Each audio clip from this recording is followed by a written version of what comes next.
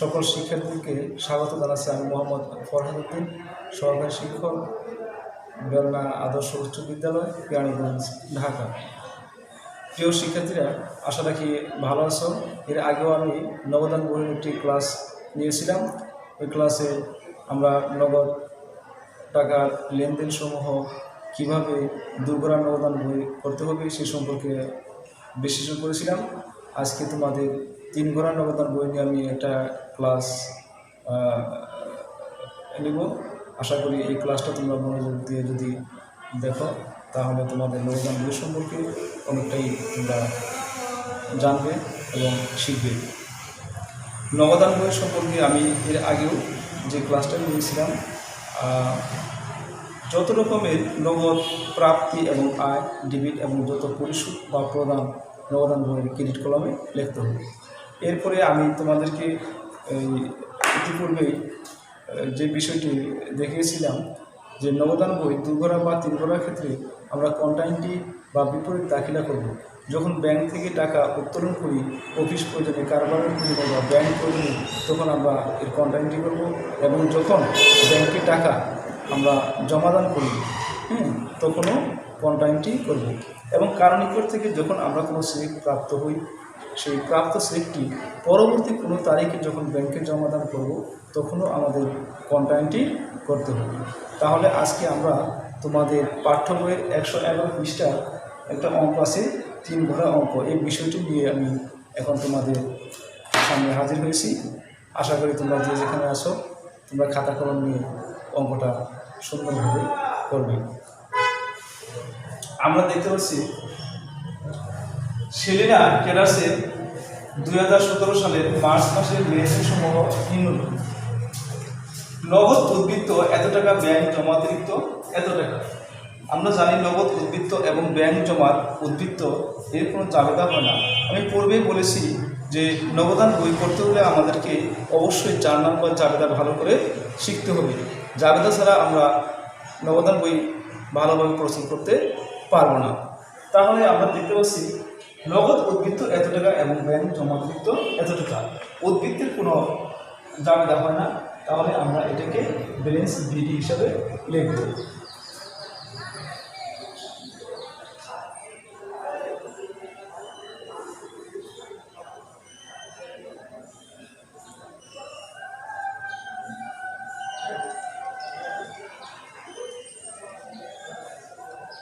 March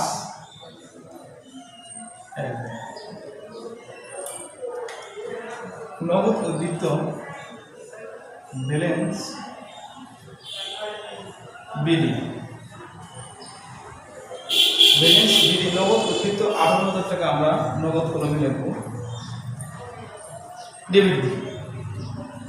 এবং bank জমাতিরিক্ত এটা আমরা ডেবিট থেকে লিখব, এটা লিখব আমরা ক্রেডিট দিকে। 2017 মার্চ ব্যালেন্স বিডি।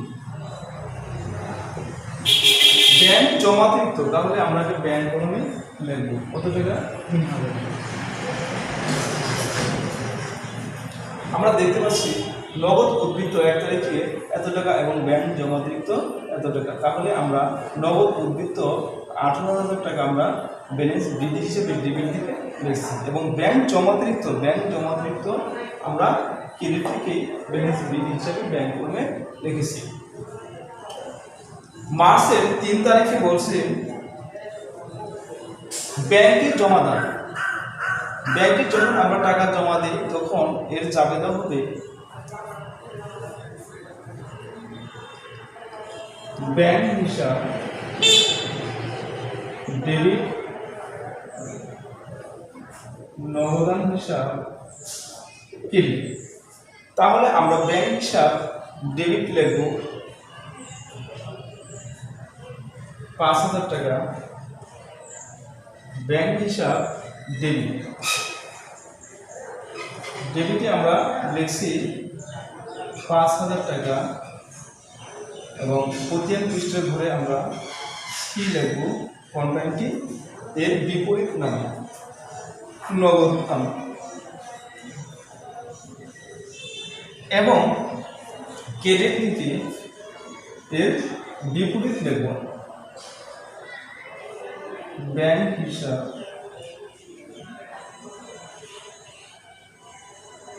খতিয়ান পৃষ্ঠা ধরে সি এবং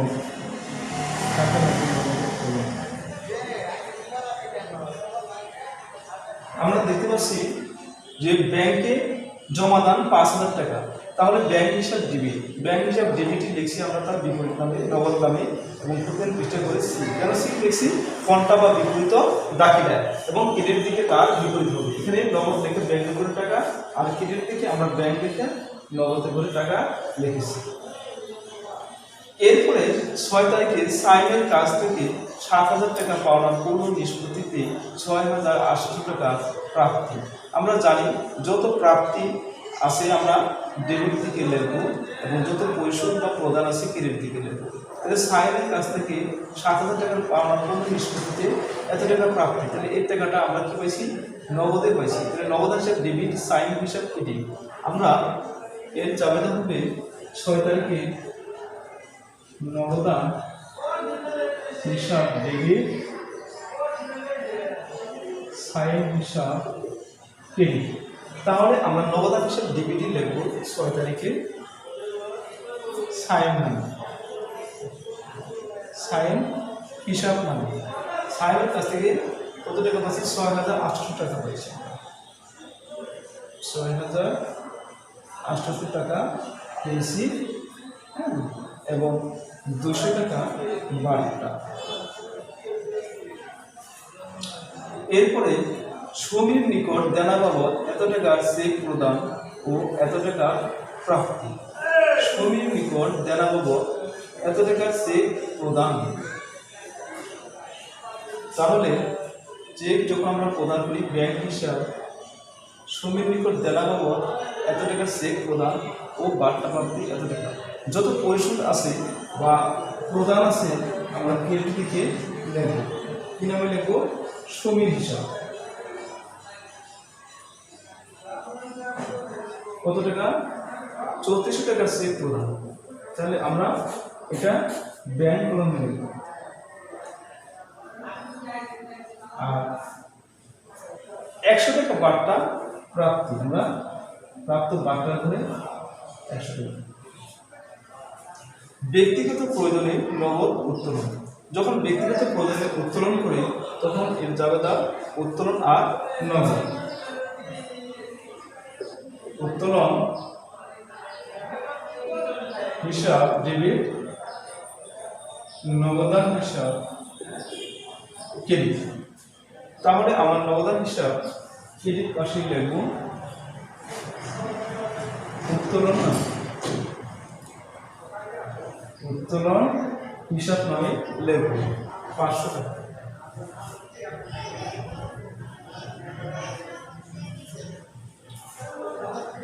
ষোলো তারিখে পণ্য বিক্রয় 12,000 টাকা, তাহলে এর জাবেদা হবে নগদান হিসাব ডেবিট, বিক্রয় হিসাব ক্রেডিট।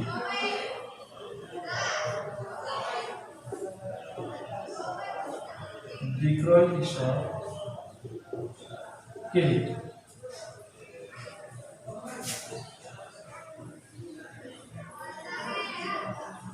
নগদান হিসাব আমরা ডেবিটই লিখব,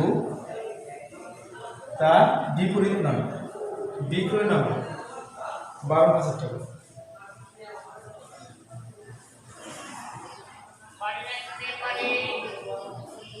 এরপরে 18 তারিখে 8,000 টাকা মূল্যের পণ্য 5% বার্তা ক্রয়, তাহলে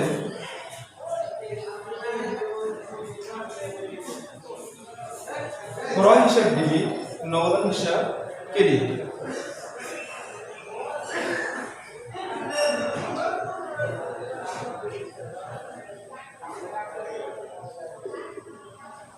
নগদান হিসাব ক্রেডিট, আমরা 5% বার্তা যদি কাটি 8,000 টাকা তাহলে কত হবে?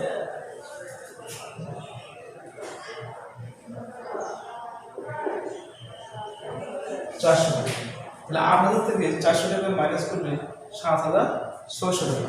তাহলে আমরা ক্রয় হিসাব নামে লিখব। হিসাব রেখে লক্ষ্য করে 7,600 টাকা।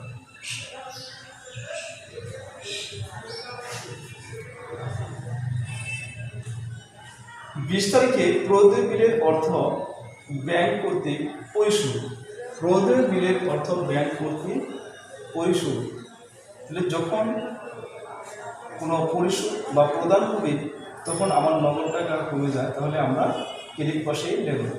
প্রদেয় বিলের অর্থ ব্যাংক কর্তৃক পরিশোধ, তাহলে প্রদেয় বিল হিসাবে আমরা এটা নেব। এর জাবেদা হবে 20 তারিখে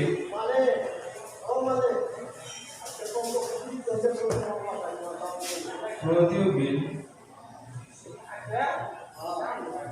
হিসাব ডেবিট, ব্যাংক হিসাব ক্রেডিট। ব্যাংক হিসাবে আমরা ক্রেডিট লিখব, প্রদেয় বিল না। প্রদেয় বিল হিসাব হবে কত টাকা আছে? 2000 টাকা।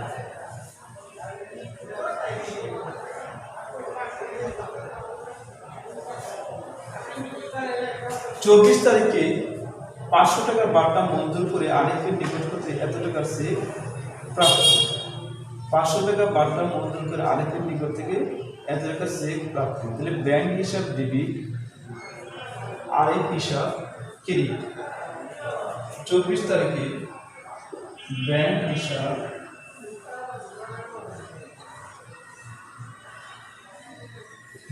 ডেবিট, আরিফ হিসাব ক্রেডিট। তাহলে আমরা ব্যাংক হিসাব ডেবিটই লিখব, আরিফ নাম। আরিফ হিসাব 6500 টাকা চেক করব, তাহলে আমরা টাকাটা ব্যাংকে দেব 6500 টাকা। ব্যাংক সুদ ধার্য কর এত টাকা। আমরা জানি একটা আছে ব্যাংক চার্জ আর একটা আছে ব্যাংক সুদ।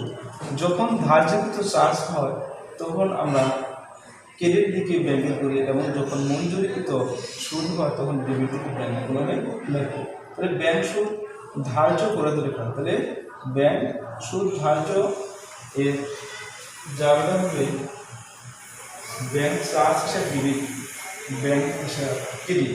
আমরা ব্যাংক হিসাব ক্রেডিট লিখুন, ব্যাংক চার্জ না কত টাকা আছে? 400 টাকা। 400 টাকা আমরা ব্যাংক করে নিই। তাহলে আমাদের লেনদেনগুলো আমরা 3 ঘন্টা নগদান বইতে ট্রানজ্যাকশন করলাম। এখন এই লেনদেনের উপর ভিত্তি করে আমাদের ব্যালেন্স নির্ণয় করতে হবে। আমরা ব্যালেন্স কীভাবে নির্ণয় করবো? ইতিপূর্বে আমরা একটা 2 ঘন্টা নগদান বই ক্লাস নিয়েছিলাম, তখন দেখিয়েছি যে আমরা এখানে নগদ কলাম এবং ব্যাংক কলাম ডেবিটে আছে এবং ক্রেডিটে আছে। আমরা দেখব ডেবিট দিকে নগদ টাকা বেশি নাকি ক্রেডিট দিকে নগদ টাকার পরিমাণ বেশি। যেদিকে নগদ টাকা বেশি হবে ওই ব্যালেন্স হবে। ডেবিট থেকে নগদ টাকা বেশি হলে ডেবিট ব্যালেন্স এবং ক্রেডিট থেকে নগদ টাকা বেশি হলে ক্রেডিট ব্যালেন্স হবে। আমরা জানি নগদান বই সবসময় ডেবিট ব্যালেন্স নির্ণয় করে, কারণ নগদ টাকা প্রাপ্তির চেয়ে নগদ টাকা পরিশোধ বেশি হতে পারে না। তাহলে আমরা এই লেনদেনগুলো এখন আমরা ব্যালেন্স নির্ণয় করব।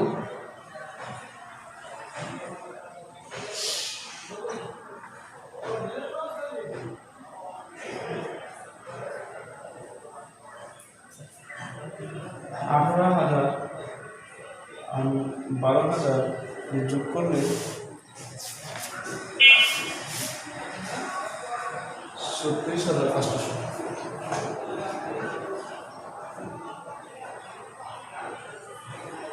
এই টাকাটা আমরা এই পাশেও নেব।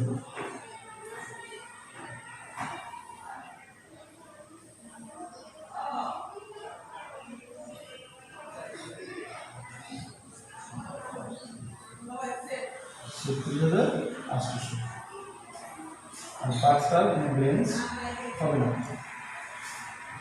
এখন এই 36,800 থেকে আমরা বিয়োগ করব 5,000 5,07,600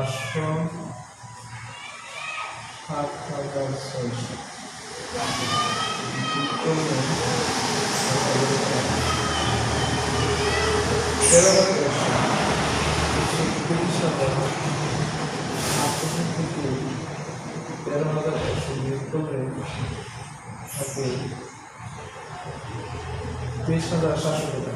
তাহলে আমরা নগদান করে ব্যালেন্স পেয়েছি মার্চ 31-এ ব্যালেন্স সিডি। আমরা ব্যালেন্স সিডি সবসময় মাসের চলমান মাসের শেষ তারিখে নেব। তাহলে মার্চ 31 বা 31শে মার্চ আমরা ব্যালেন্স সিডি পেয়েছি 23,700 টাকা।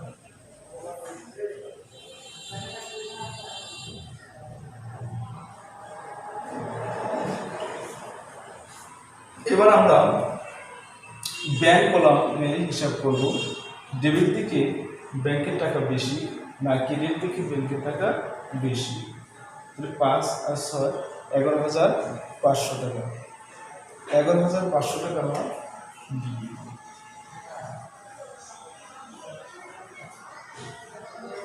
এই টাকা আমি ক্রেডিট পাশে নেব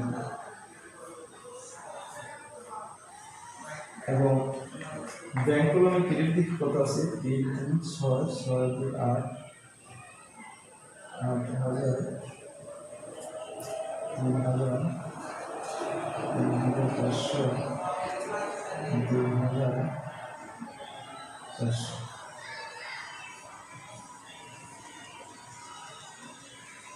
8,800। 11,000 থেকে 11,500 থেকে 8,800 টাকা যোগ করে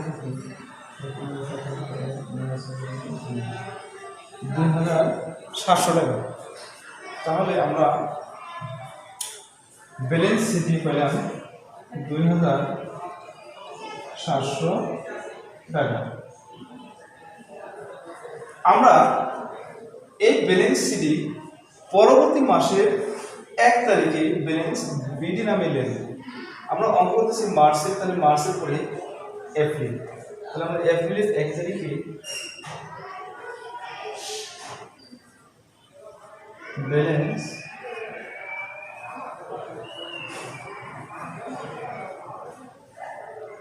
বিডি হিসাবে আমরা নগদ কলমে 23,700 টাকা এবং ব্যাংক কলমে 2,700 টাকা লিখব। তাহলে আজকে আমরা যে অঙ্কটা করলাম, যে 3 ঘোড়া নগদান বই, আমরা জানি যে 1 ঘোড়া 2 ঘোড়া 3 ঘোড়া কোনো অঙ্কই কঠিন নয়। যদি আমি 1 ঘোড়া পারি তাহলে 2 ঘোড়া পারবো, 3 ঘোড়া পারবো এবং নগদান বই আর কোনো সমস্যা হবে না। আমরা দেখতে পাচ্ছি সিগন্যাল ডেটাসের অঙ্কটি যে আমরা বিভিন্ন লেখনগুলিকে জাবেদার মাধ্যমে আমরা নগদান বইতে সেভ করলাম এবং আশা করি এই ক্লাসটি যদি নবম ও দশম শ্রেণীর শিক্ষার্থীরা তোমরা দেখো তাহলে নগদান বই সম্পর্কে তোমাদের অনেকটাই ধারণা হবে এবং আমি তোমাদেরকে যে ক্লাসটা গত ক্লাস নিয়েছিলাম নগদান বইয়ের উপরে, ওই ক্লাসটা যেটা ক্লাস তোমরা দেখো তাহলে নগদান বই সম্পর্কে তোমরা ভালো কিছু ধারণা অর্জন করতে পারবে এবং পরবর্তীতে নগদান বই, নগদ প্রাপ্তি, নগদ প্রদান সম্পর্কে আমি একটা ক্লাস নেব। আশা করি তোমরা এই ক্লাসটা মনোযোগ দিয়ে এবং শেয়ার এবং কমেন্ট দিয়ে এই ক্লাসটা তোমরা একে অপরের সাথে উপভোগ করবে। ধন্যবাদ সকলকে।